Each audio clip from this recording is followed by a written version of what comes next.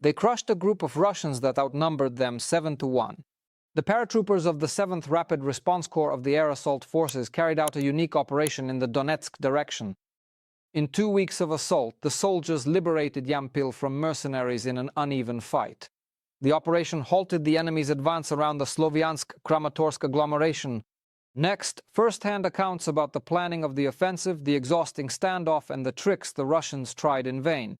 Also, in the report from Donetsk region, there will be a QR code for donations to support our defenders, so we ask you not to remain indifferent. Every hryvnia we contribute strengthens the country's defense capability. These are truly unique shots, Ukrainian paratroopers in combat during the assault operation in Yampil on the Sloviansk front.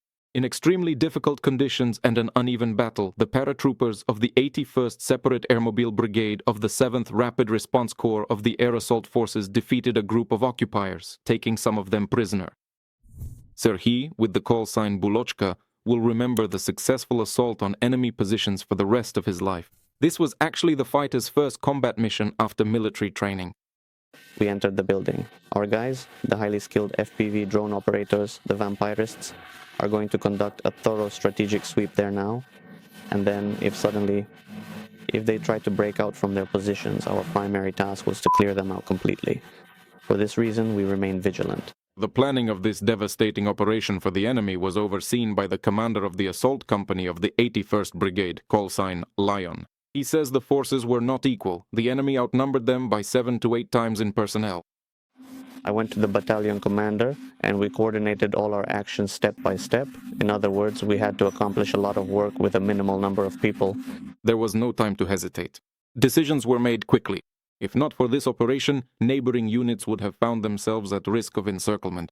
Overall, the entire direction would have been shaken. A company of unmanned systems from the 81st Brigade was involved in the operation. As the crew commander recalls, FPV and the one with the call sign Cornet engaged the enemy with all available means, FPV drones and heavy bombers. I was at the position as the crew commander at that time, but on that day another pilot was flying. He flies out from behind the railcar and they all, like fleas, are running around fussing. He basically flies at one of them and the rest scatter under the railcars.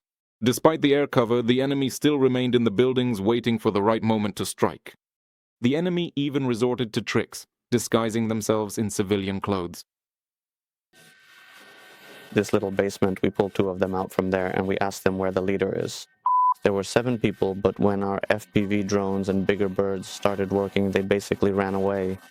They changed into civilian clothes and it was very difficult to detect them since there were still a lot of civilians left there. Not everything went perfectly. Because of the Russians' treachery, Serhiy's assault group fell into an ambush. West was immediately a 300, seriously wounded. He had 3 bullet wounds, his cheek, knee, and shoulder. But he managed to roll a bit to the side on his own, and the formidable Spaniard and I engaged ourselves in a fierce and intense fight. Serhiy and his comrade, under heavy fire right on the front line, carried out the wounded soldier. They covered almost a kilometer. That time, the man recalls, felt like an eternity. Even in such horrific circumstances, when it seemed all hope was lost, the assault group did not retreat. They stood their ground and fought despite the enemy's superior numbers. They outnumbered us. They could have easily taken us out because we had 1 seriously wounded. There were just 2 of us and there were 7 of them. They simply didn't realize how many of us there actually were.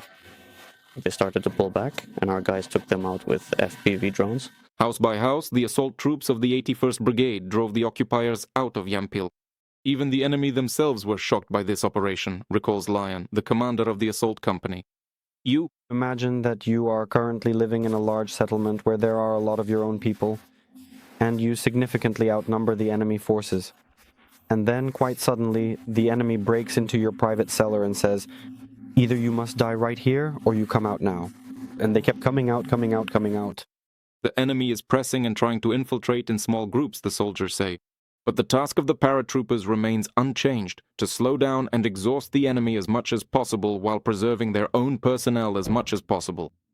The plan to completely occupy the Donetsk region still remains unattainable for the enemy. Alexander Volkov, Denis Ilosavenko, especially for ICTV Facts, the only news.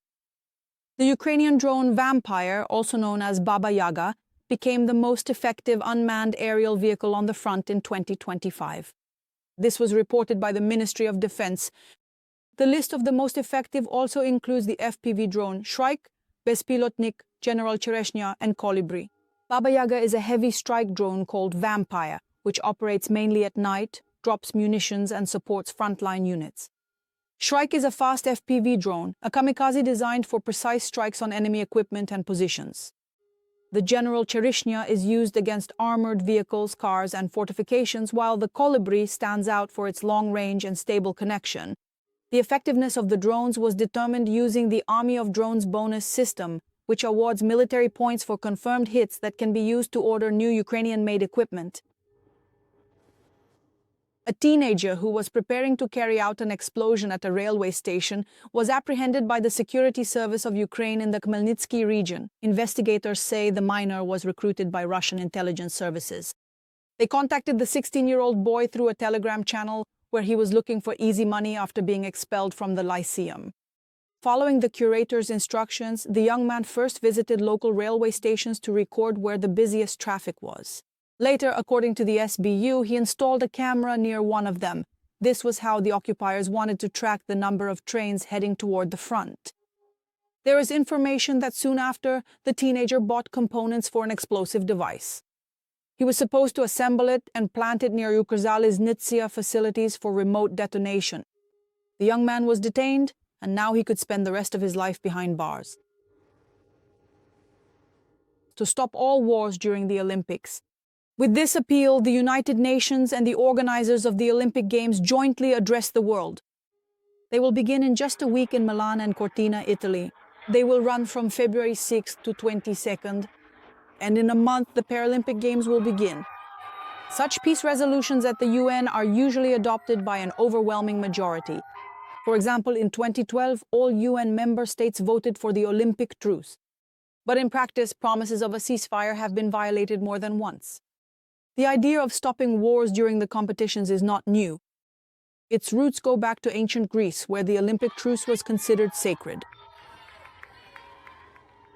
Hot meals for those who need them most, and this has been going on for a year now. The charity project Food Without Borders has celebrated its first anniversary. This is a mobile kitchen capable of providing up to 10,000 servings a day.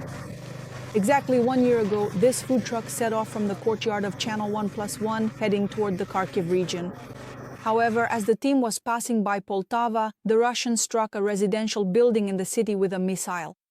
14 people were killed. The cook stopped in Poltava to help the victims as well as rescuers and other emergency services. After that, Food Without Borders was mostly cooking in frontline regions. And now, with the abnormal frosts and widespread power and heating outages, the food truck has returned to the capital region. On the project's anniversary, the cooks served borscht in Brovary. This project exists thanks to sponsors, and its informational partner is the company 1+1 Media. Caring local residents are also joining in this good cause. We are now packing portions for our incredible steel-nerved energy workers into these thermal containers, and they will be sent to them. Then the same will be packed for the state emergency service and sent out to the region. And also for those services that are currently on duty, providing us with heat, giving us light, and inspiring an incredible desire to live and unite. Mr. Bodan has quite a story, which I learned from his father. They successfully raised money by selling cold lemonade, handmade pens, and beautiful blue and yellow Ukrainian flags. Here in the neighborhood? Yes. In the Christmas quarter, 209,000 hryvnias for a pickup truck for the Armed Forces of Ukraine for the 33rd Mechanized Brigade.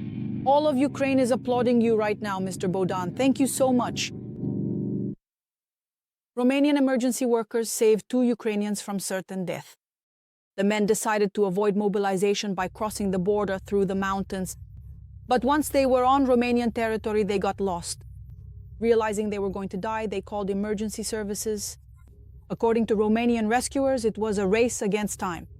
After all, we were talking about a temperature of -17 degrees and a 2-meter layer of snow. The rescue operation lasted 3 hours. Eventually, the lost men were found. Their clothes up to the waist had turned into solid ice and they could barely move. Both were handed over to the medics.